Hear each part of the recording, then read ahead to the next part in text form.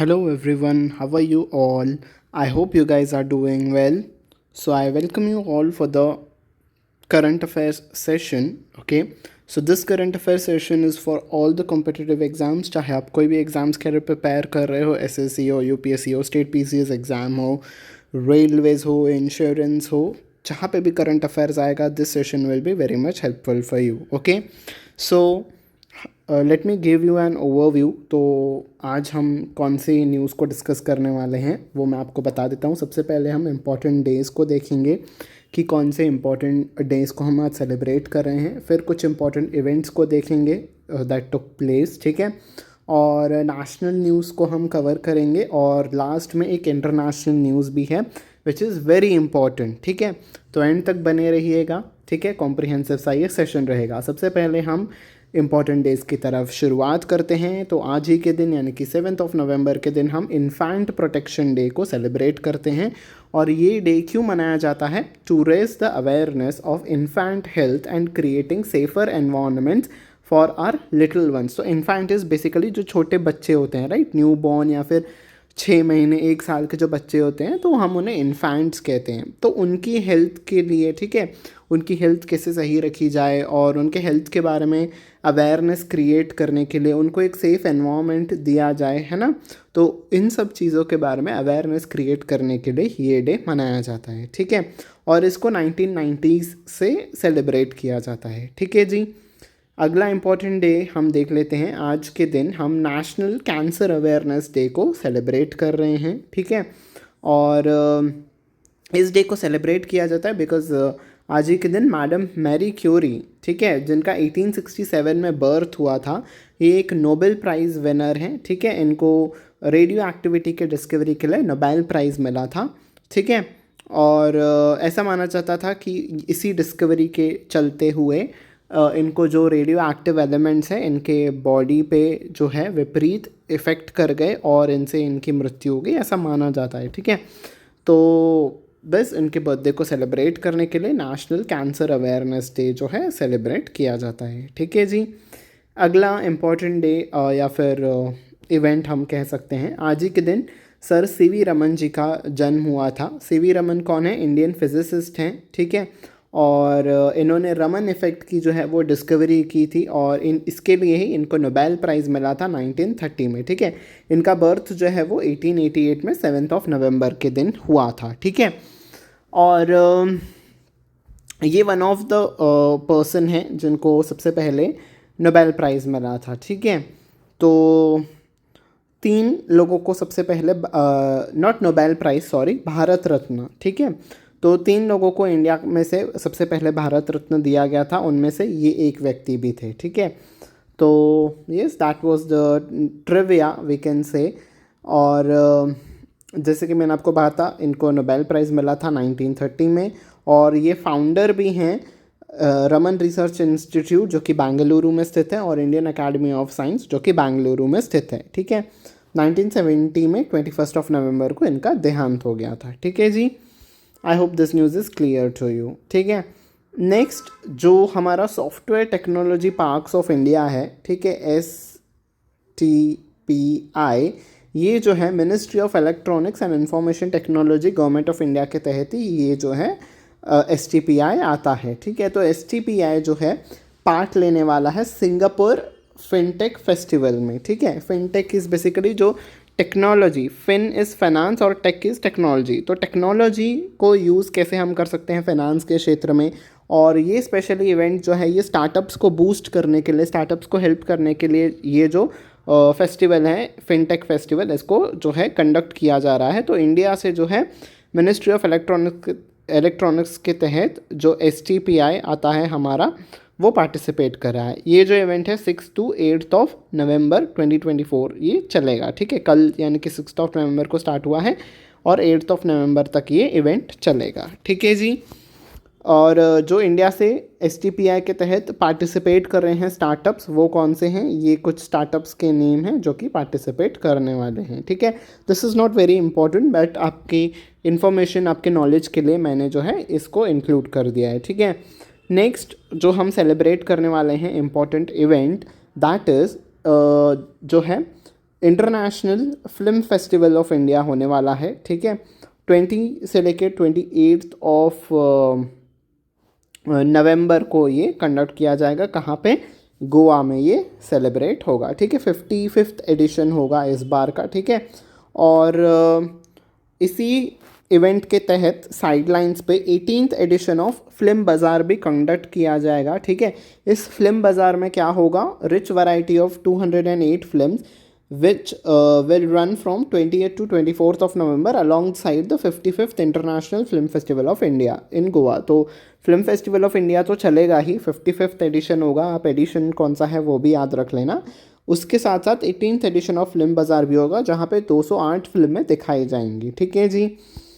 Okay, अब हम कुछ नेशनल न्यूज़ की तरफ चलते हैं और आरबीआई से ये न्यूज़ है। बैंकिंग एस्पिरेंट्स, आपके लिए भी this news become super important. तो रिजर्व बैंक ऑफ इंडिया ने अनाउंस किए हैं changes in the know your customer norms, ठीक है, केवाईसी नॉर्म्स। तो सभी के लिए इंपॉर्टेंट है, ठीक है। आप भी कई सारी बारी बैंक में गए होंगे तो आपको कहा होगा कि केवाईसी के नॉर्म्स के तहत ये कर दीजिए, है ना, केवाईसी नॉर्म्स के तहत ये फॉर्म फिल कर दीजिए। तो उसी नॉर्म्स के बारे में जो चेंजेस हुए हैं आरबीआई ने अनाउंस किए हैं, ठीक है। और to align with the recent amendments made in the prevention of money laundering regulations. तो मनी लॉन्ड्रिंग को लेके जो रेगुलेशंस हुए थे, जो बनाए गए थे, उसके अनुरूप, उसके अनुकूल साथ साथ केवाईसी नॉर्म्स को अलाइन करने के लिए आरबीआई ने ये अनाउंस किया है, ठीक है। अकॉर्डिंगली, तो क्या अनाउंस किया है? If KYC compliant customer wishes to open another account in the same bank और अवेल अनदर प्रोडक्ट और service, they will no longer need to apply for a new customer due diligence process regarding customer identity। तो suppose आपका कोई भी एक particular bank है जिसका नाम है ABC, ठीक है, उसमें आपका ऑलरेडी एक अकाउंट है, आप उसमें और एक अपना अकाउंट खोलना चाहते हो, तो आपको जो है फिर से नो योर कस्टमर के प्रोसेस के तहत जो भी आपका ये प्रोसेस फॉलो किया जाता है वो फिर से फॉलो करने की ज़रूरत नहीं है।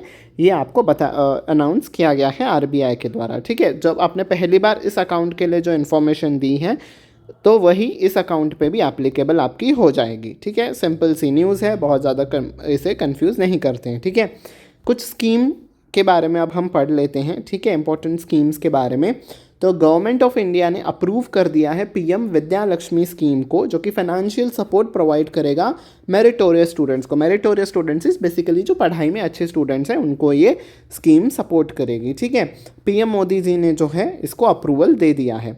तो इस स्कीम के तहत students will be eligible to get collateral free and guarantor free loans. Collateral is, आप कुछ भी गिरवी नहीं रखोगे इसके लिए, इस लोन के तहत, ठीक है। और गारंटर, आपको इस लोन के लिए किसी को भी साक्षी बनाने की भी ज़रूरत नहीं होगी, ठीक है। ऐसे ही आपको लोन दिया जाएगा to perceive higher education. Higher education perceive करने के लिए आपको ऐसे लोन दिया जाएगा, ठीक है।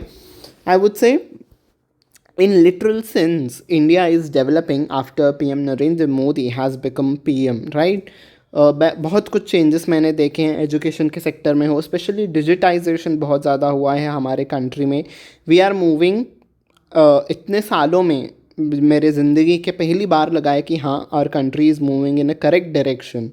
और वहीं दूसरी तरफ जम्मू एंड कश्मीर पे जब आज ही मैंने न्यूज़ में देखा कि आर्टिकल 370 का जो रेजोल्यूशन है वो पास कर दिया गया है उनके लेजिस्लेटिव में, ठीक है। जब भाई गवर्नमेंट ऑफ इंडिया ने स्क्रैप कर दिया था नेशनल सिक्योरिटी को देखते हुए, तो आप फिर से कश्मीर को बर्बादी के रास्ते पे क्यों ला रहे हो, है ना। इसके ऊपर जो न्यूज़ आएगी वो हम कल कवर करेंगे अगर कुछ न्यूज़ आती है तो, बट आज ही मैंने न्यूज़ में पढ़ा तो I want to share you कि ऐसी घटना हुई है। तो जैसे जब जिस दिन इनफैक्ट उमर अब्दुल्ला जी ने जम्मू एंड कश्मीर के चीफ मिनिस्टर के तौर पे शपथ ली, उसी दिन जो है हमारे जवान को मारा गया, राइट।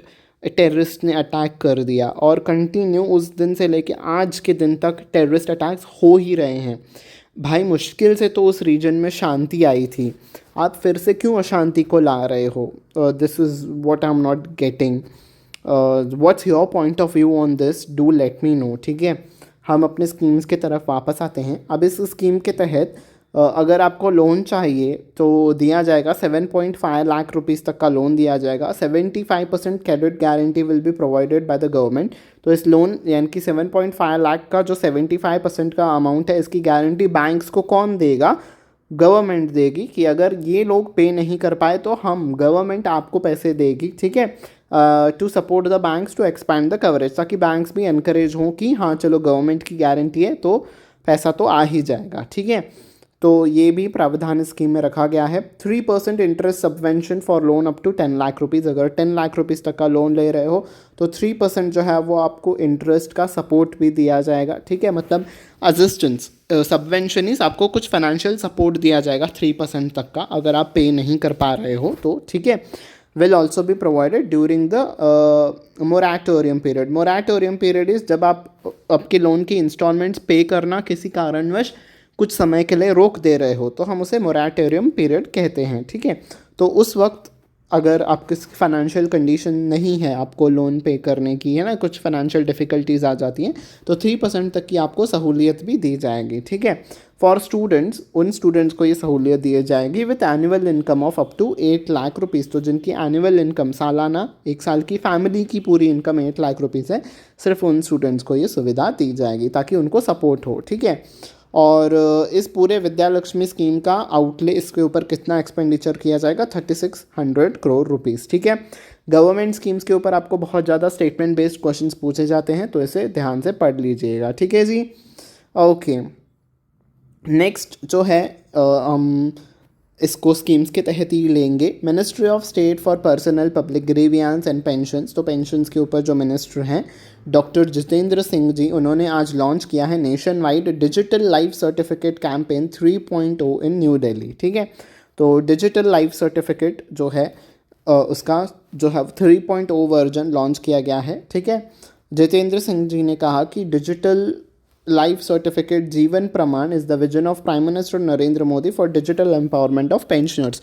तो बेसिकली पेंशनर्स को क्या करना होता है, कुछ स्पेसिफिक टाइम पीरियड के बाद आपको ये बैंक पे जाके सबमिट करना होता है दैट यू आर अलाइव, ठीक है, कि आप अभी भी ज़िंदा हो, ताकि आपको वो पेंशन आती रहे, ठीक है।